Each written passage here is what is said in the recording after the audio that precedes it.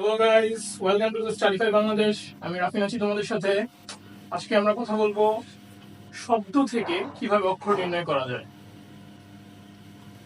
তো চলো শুরু করা যাক। আগে আমরা দেখি অক্ষর কি। তুমি এক প্রশ্বাসে যতটুকু উচ্চারণ করতে পারবা অতটুকুকে বলা হয় অক্ষর। তো এখন আমরা একটা উদাহরণ নেই। কুদ্দুসের গার্লফ্রেন্ড মাধ্যমিক পাস। এখন গার্লফ্রেন্ড শব্দটাকে আমরা এখান থেকে বাছাই করি। স্বাভাবিক দৃষ্টিতে তোমাদের মনে হইতেই পারে এখানে হচ্ছে গিয়ে 4 আর 4 8 আর 2 10টা অক্ষর, কিন্তু না, এখানে অক্ষর হচ্ছে 2টি। কেন 2টি? কারণ হচ্ছে একটি শব্দে থাকা ভাওয়েলকে সেই শব্দের অক্ষর বলা হয়। মানে শব্দে যে কটা ভাওয়েল থাকবে ওই কটাই হচ্ছে শব্দের অক্ষরের পরিমাণ। এরপর আসো, আমরা যদি এখানে মাধ্যমিক শব্দটা নেই, আমরা বাংলা থেকে সরাসরি অক্ষর নির্ণয় করতে পারবো না।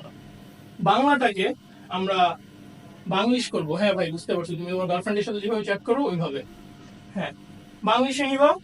এই যে মাধ্যমিককে আমরা বাংলিশ করলাম। বাংলিশ করার পর এখানে দেখো তো কয়টা ভাওয়েল, 1টা 2টা 3টা, তার মানে অক্ষর সংখ্যা 3টি। কি ভাই, ইজি না?